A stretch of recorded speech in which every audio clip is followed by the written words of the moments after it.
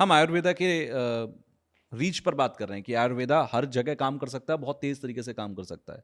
आपको लगता है कि आयुर्वेदा एक ऐसी जगह है जहां पर काम नहीं कर सकता? कोई ऐसी जगह है आपको लगता है कि यहाँ पर थोड़ी रिसर्च की जगह रह गई है अभी? मरे हुए व्यक्ति पे काम नहीं कर सकता, बाकी सब ओके, पे काम कर सकता है। मतलब कोई भी ऐसी बीमारी नहीं है, जैसे थैलीसीमिया की मैं बात करूं, जैसे मैं मेरे पास ब्लड लगभग, कैंसर आपने बताया, जो क्योरेबल डिसीजेज नहीं है। सर वो क्योरेबल उनके पास नहीं है, आपकी बॉडी इतना में दावा क्योरेबल है है। आपका, इतना भरोसा है? सर हमारी बॉडी भगवान ने बनाई है, हम्म। भगवान गलत चीज थोड़ी बनाएगा। हम्म। अच्छा, भगवान डिफेक्टेड पीस क्यों बनाएगा? सही बात है। इंसान पंगे ले रहा है ना। हम्म। इंसान पंगे लेने से हट जाए तो कुछ भी डिफेक्ट। अच्छा एक बात बताओ, आपके सामने एक बर्गर पड़ा है जी। और एक सेब पड़ा है। हम्म। आप अगर सवाल पूछोगे कि विच इज हेल्दी, हम्म। तो आपको आंसर क्या आएगा? सेब। लेकिन आप लोग, बच्चे क्या खा रहे हैं आजकल के, बर्गर। युवा क्या खा रहे हैं आजकल के? ज्यादातर यही चीज है। तो फिर जब पता है हेल्दी क्या और हम नहीं खा रहे, तो भुगतना हमें ही पड़ेगा ना। अच्छा, कहते हैं कि आपने सेब का जिक्र किया कि एक सेब सुबह खा लो तो वो आपको कई सारी बीमारियों से बचा देता है। मैंने कहीं पर एक वीडियो देखी जिसमें कहा कि नहीं नहीं, एप्पल नहीं था, वो आंवला बेसिकली था, आंवला था। वो शायद आपकी वीडियो है, मेरी आप वीडियो ही है। की वीडियो है। एन आंवला डे हाँ। Keeps the doctor away. Okay. लेकिन हुआ क्या, अंग्रेज भारत में आए, हम्म। उनके यहाँ आंवला उगता नहीं था, हम्म। उनके यहाँ एप्पल उगता था। हम्म। तो उन्होंने एन एप्पल डे बना दिया, हम्म। जबकि एक आंवला छः छः संतरे जितना हम्म। विटामिन सी है, अच्छा। लगभग 12 अमरूदों जितना विटामिन ए है, 3 आम जितना विटामिन बी है। इतना एक आंवले के गुण है। आंवले को बोलते हैं रसायन। आयुर्वेद कहता है आंवले का खाया और बुजुर्ग का कहा हम्म। बाद में समझ आता है। अच्छा जी।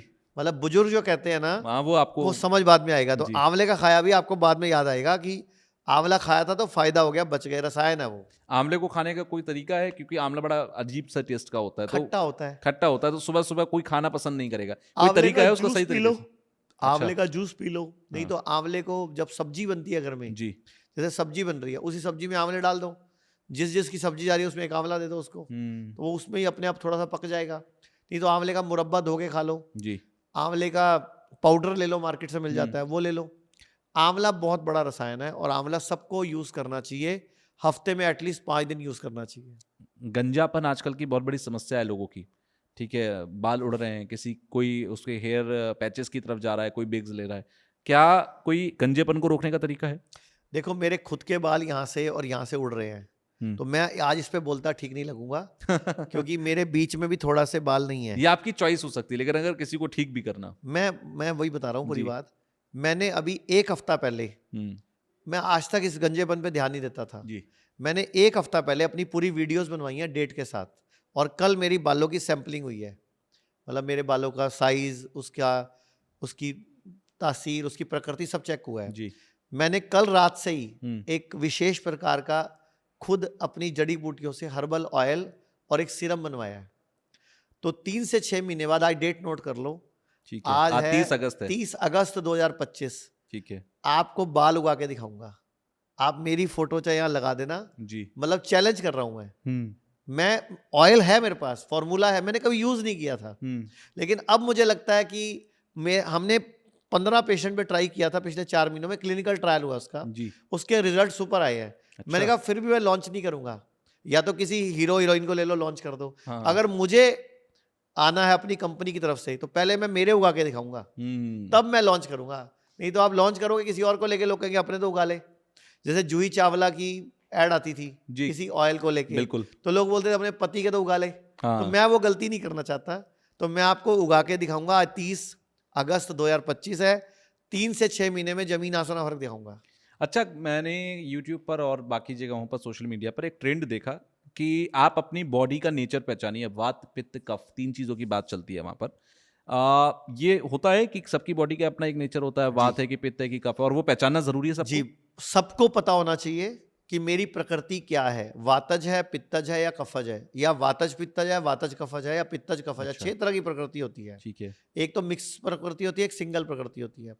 अगर आपको जोड़ों के दर्द, गैस, थोड़ा सा खट्टे डकार, बदहजमी टाइप रहता है, और आपको जोड़ों में दर्द है, गठिया टाइप है, जी। तो आपकी प्रकृति वातज है, वायु रोग हो सकता है आपको। ओके।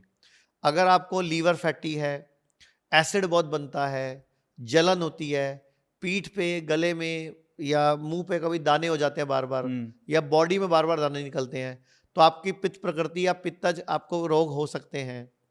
अगर आपको लंग से रिलेटेड प्रॉब्लम है, कफ आता है, बलगम आता है, खांसी आती है, छींकी आती है, बार बार जुकाम होता है, नोजिया हो जाता है, तो आपकी कफज प्रकृति है। तो बड़ी आसान है पहचानना। अच्छा, किसी को अगर मान लीजिए किसी की वातज पित्तज प्रकृति है तो उसे क्या करना है, मतलब कौन सी चीजों से दूर रहना है? सिम्टम आएंगे। दूर किन चीजों से रहना है? खास तौर पे कोई भी वाई वाली चीजें जिससे भी गैस बनती हो, जो पड़े पड़े खराब जल्दी होती हो, तो उन चीजों से दूर रहना है। जैसे ठंडी चीजें, ठीक है, दूध बिल्कुल नहीं पीना, दही बिल्कुल नहीं लेना, पनीर नहीं लेना, जो भी चीज जानवर से आती है वो नहीं लेना, और कई बार तो जानवर ही खुद आया था चल के, तो वो नहीं लेना।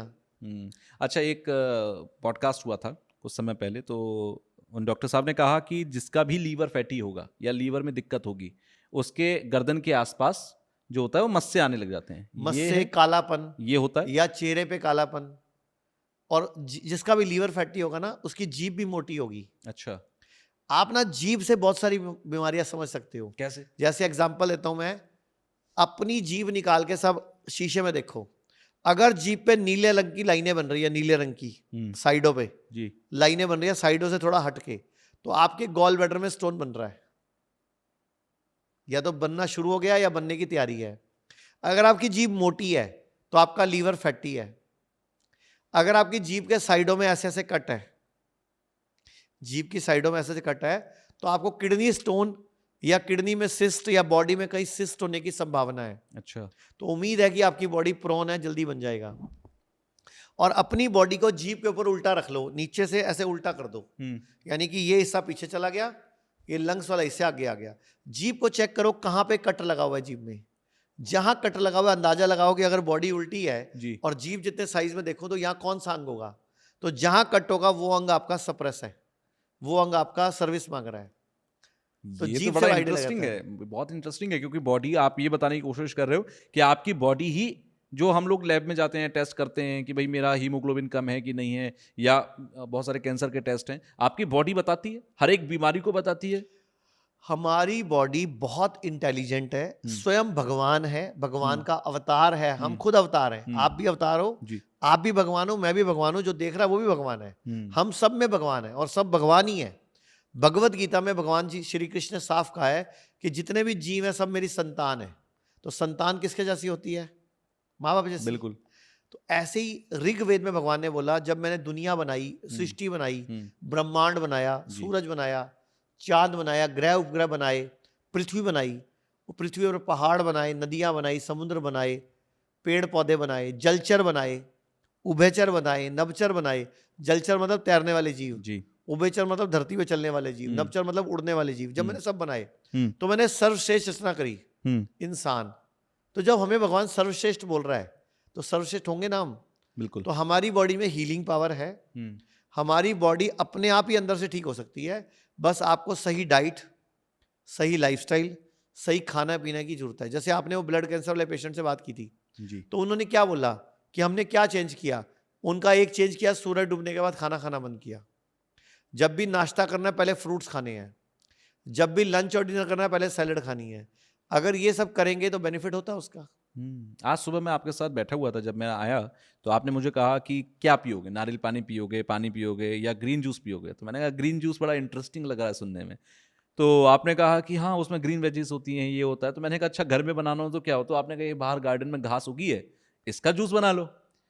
तो वो जो गार्डन में घास है या लोगों के घरों में घास है, उसका जूस भी पीने से आप बीमारियां ठीक कर सकते हैं। क्योंकि आप कह रहे थे पेशेंट जो ब्लड कैंसर वाले थे, आपने शुरुआत में 3 दिनों से पहले ग्रीन जूस 3 दिया। दिन उनके जब वो मेरे पास आए थे ब्लड कैंसर के पेशेंट, तो लास्ट स्टेज में आए थे, उनके पास सिर्फ 12-15 दिन बचे थे as per doctor, as per बड़े बड़े हॉस्पिटल के। उनके 12-15 दिन बचे और मरेंगे, और उनके नाक से ब्लीडिंग शुरू हो गई थी। दिन में 6-7 बार उनके ब्लड आने लग गया था नाक पे, और पूरे गाल वाल सब। अब दोबारा फोटो दिखा दो उनकी, इतने मोटे मोटे गाल थे उनके। अभी तो बिल्कुल नॉर्मल है जी। तो पहले 3 दिन उनको हमने अमरूद, बरगद, पीपल, शीशम, पान और ये घास का जूस दिया था। ये जो दूब घास है, हाँ, जिसको पूजा भी करते हैं हमारे जी, घरों में, जी। गणेश भगवान को चढ़ाते हैं, ये बिल्कुल। दूर्वा घास, हाँ, इसके जूस पे रखा था। तो उनका 2 दिन में ब्लड बंद हुआ पहले। फिर हमने उनको जूस बदला, फिर हल्दी, कड़ी पत्ता, पुदीना, धनिया और पान के पत्ते जी और चुकंदर, साथ में टमाटर, खीरा और ये संतरा, इन चीज़ों के जूस पर रखा 3 दिन तक, और फिर 15-15 दिन बाद कोई अलग तरह का जूस, तो बिल्कुल ठीक हो गया। अभी मेरे पास एक लेडी है, उनको यूट्रस में कैंसर था और डॉक्टर ने बोला यूट्रस निकालनी पड़ेगी, और वो बच्चा नहीं है उनके कोई, उनके पहले 2 बार मिस कैरेज हो चुका था, और डॉक्टर बोला यूट्रस में कैंसर है, यूट्रस निकाल दो। उन्होंने 6 महीने हमारी डाइट फॉलो करी और पंचकर्मा कराया, ठीक है। उनका कैंसर भी ठीक हो गया, आज वो प्रेग्नेंट भी है। अब उनका 6वां महीना प्रेगनेंसी का चल रहा है। आप कहो तो वीडियो देता हूँ या दिखा दो आप।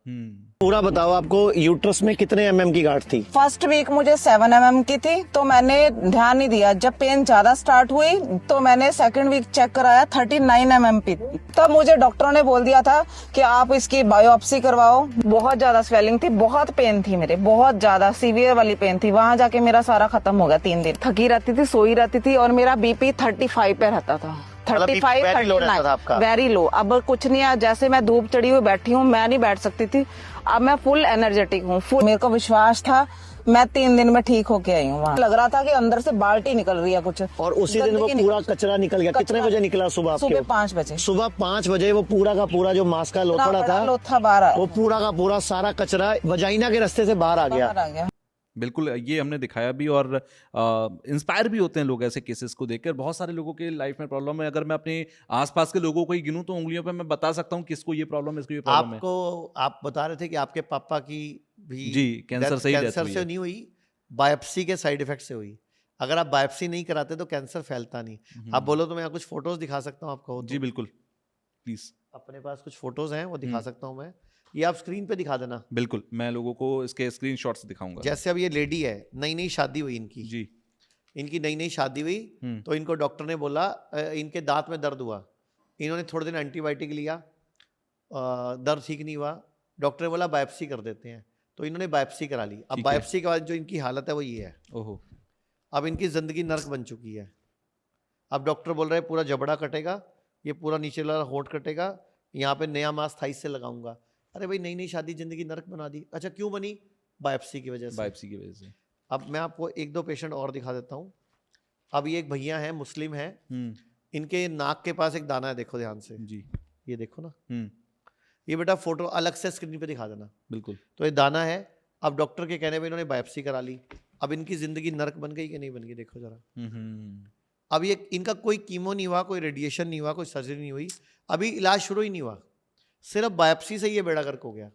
तो सोचो सर, कहाँ दुनिया जा रही है और हम किधर लेके जा रहे हैं। अच्छा, एलोपैथी में जाते हैं डॉक्टर्स के पास, वो कहते हैं FNAC के बिना या फिर बायोप्सी के बिना या पैट स्कैन के बिना तो इलाज शुरू ही नहीं होता। असल में उनकी बुक्स में लिखा हुआ ना, वो तो अपनी बुक से बाहर नहीं जाएंगे। अब उनको मालूम है बायोप्सी खतरनाक है।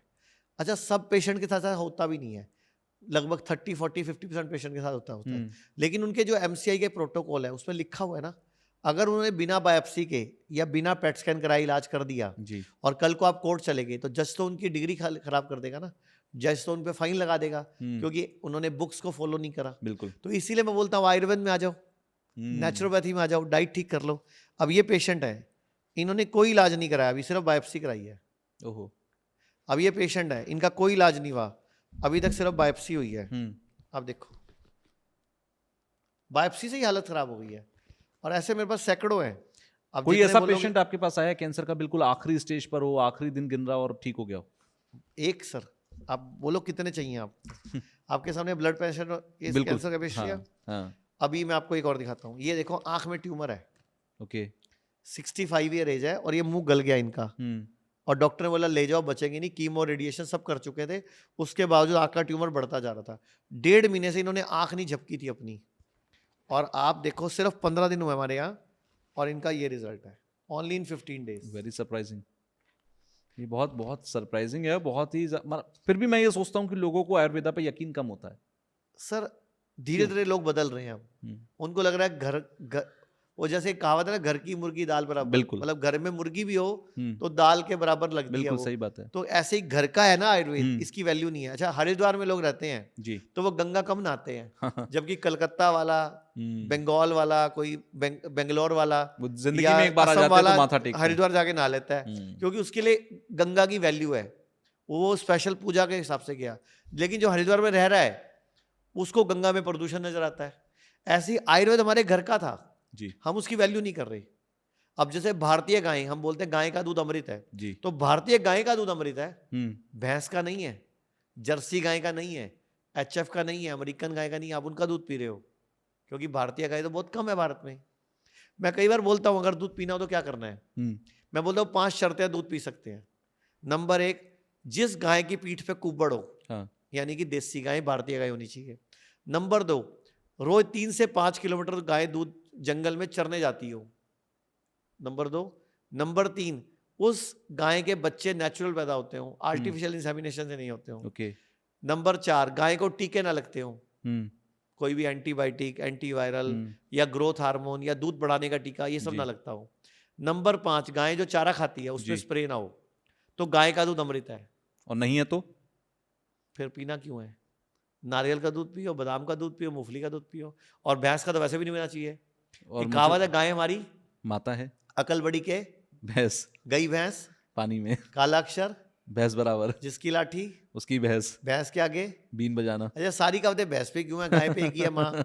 सही बात है। हमारे पूर्वज हमें समझाना चाहते थे कि भैंस का दूध गाढ़ा है, भारी है, हजम जल्दी से नहीं होता, नहीं पीना।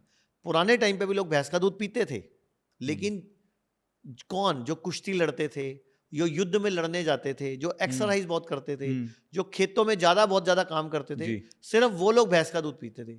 बाकी सब पूरा देश गाय का दूध पीता था। अगर भैंस का दूध इतना ही बढ़िया है तो America, Russia, Germany, Japan, Korea, Australia, इन जगहों पे भी तो भैंसे हैं। वहां दूध कोई क्यों नहीं पीता? जंगल में आया हमारा पशु के रूप में। वियतनाम पीछे में गया जी तो मुझे गांव में भैंसे दिखी, मैंने कहा इनका दूध, कहते हम नहीं पीते। कहते भारतीय हो ना तुम पागल पीने के लिए। और मतलब हमारे देश में तो गाय का कम भैंस का ही ज्यादा दूध पीते हैं लोग। तो सर बीमारियां, आप कौन सा हॉस्पिटल खा लिया बताओ? बीमारियां बढ़ रही है ना। बल्कि नए हॉस्पिटल बन रहे हैं, वो भी भर रहे हैं। अच्छा, हेल्थ केयर का मतलब क्या होता है? लोगों को बीमार नहीं होने देना। बिल्कुल। लेकिन हमारे यहाँ तो सिक केयर चल रहा है, हॉस्पिटल का नाम सिक केयर होना चाहिए। अच्छा एक फोटो दिखाता हूँ मैं जी। आपको। ये एक पेशेंट है, इनका नाम है निशा मनी। ये एंजियोसार्कोमा नाम का कैंसर है। ये अपनी तरह का रेयरेस्ट कैंसर है। इनकी अच्छा। वीडियो यूट्यूब पे पड़ी है। ओके डॉक्टर ने बोला अब इनका कोई इलाज नहीं है, धरती पे का, अमेरिका में भी इसका कोई इलाज नहीं है। इनका ये पूरा मुंह काटना पड़ेगा, आंख निकालनी पड़ेगी, थाई से मास्क लगाएंगे और आंख की जगह पे बंद कर देंगे इसको, और इनका इलाज हो जाएगा डॉक्टर की नज़रों में। ये पेशेंट को पता लगा सुबह 6:30 बजे ऑपरेशन है। इन्होंने अब शोर मचाया, डॉक्टरों ने छुट्टी नहीं दी, पुलिस बुलाई, छुट्टी नहीं मिली, क्योंकि डॉक्टर ने बोला ऑपरेशन नहीं करेंगे, आपकी फाइल कंप्लीट नहीं होगी तो सरकार का पैसा हमें नहीं मिलेगा जी। तो हम इलाज के बीच में छुट्टी नहीं दे सकते। इन्होंने मुख्यमंत्री हेल्पलाइन पे फ़ोन कर दिया उड़ीसा में। वहाँ से पुलिस आई, रात को 12:30 बजे इनको लामा मिला। लामा मतलब जो जल्दी बिना अपनी मर्जी से छुट्टी ले लेते हैं। ओके ये 3 दिन बाद हमारे पास पहुंच गई और 12 दिन बाद की फोटो है सर। ये ड्रास्टिक चेंज है दोनों में। वही लेडी 12 दिन बाद की फोटो है। उनके लिए तो आप भगवान बराबर है सर ऐसे नहीं, आयुर्वेद डॉक्टर भगवान भगवान है, बराबर होते हैं। हम तो माध्यम है। हम्म, ऐसे ही इलाज जिसको बोलते हैं, जिसको इलाज कहा जाता है, वो क्या वो इलाज है हमें ये भी देखना पड़ेगा। जैसे ये एक पेशेंट है, अब इनको बोल दिया कि आपका इलाज हो गया, इनका इलाज हो गया। क्या इलाज हुआ इनका? सर्जरी की और उस पार्ट को निकाल दिया। इनके ठोडी निकाल के, थाई से नई ठोडी निकाल के, हड्डी निकाल के लगाई। इनके थाइस का मांस मुंह पे लगाया गया, ट्यूब से खाना जा रहा है, जीभ कट चुकी है, मुंह से हर टाइम पानी गिरता रहता है और मुंह में पट्टी ठूस के रखनी पड़ती है। अब ये इलाज है, ये थोड़े दिन में वैसे ही मर जाएंगे, कोई इलाज नहीं है ये। अब ये उल्टा इनकी जिंदगी नरक से हो गई बदतर है। बिल्कुल। जबकि इलाज उसको बोलते हैं जब कुछ भी नहीं होता, और गलती है तो इनकी, ठीक हो जाता है। ये लोगों की गलती है, पान मसाले खाते हैं। अब ये पेशेंट है, सेम कंडीशन है, इनके भी राइस ट्यूब डली हुई है, ये सारा रेडिएशन का साइड इफेक्ट आ गया जी। ये थाई का मांस लगा हुआ है, ठोडी कटी हुई है, आधा मुंह टेढ़ा है, जीभ कटी हुई है, मुंह से लारें गिरती हैं। अब ये जिंदगी नर्क है, ये वैसे भी नहीं बचेगी, मौत से भी बुरी है ये तो इसीलिए मैं बोल रहा हूँ कि हमें अपनी बॉडी पर भरोसा करना चाहिए, खाने पीने का ध्यान रखना चाहिए और डाइट ठीक करके, जैसे कि वो ब्लड कैंसर के पेशेंट ने किया, जैसे कि डॉक्टर सोमेश जी जो सोराइसिस के पेशेंट है उन्होंने किया। आप कहो तो मैं 2-4 पेशेंट और पेश कर देता हूँ। अगर आपको ये क्लिप पसंद आई है तो आप इसका पूरा पॉडकास्ट जरूर देखिएगा, उसका लिंक आपको डिस्क्रिप्शन बॉक्स में मिल जाएगा और वहां जाकर आप उस लिंक पर क्लिक करके फुल पॉडकास्ट को देखिए, एंजॉय कीजिए। कमेंट बॉक्स में मुझे जरूर बताइएगा कि आपको जो कुछ पॉडकास्ट में बताया गया वो कितना सटीक, कितना बेहतर, कितना नॉलेजेबल लगा, आपकी लाइफ में कितना वैल्यू एडिशन इसका हुआ। तो पूरा पॉडकास्ट देखकर फीडबैक देना बिल्कुल मत भूलिएगा।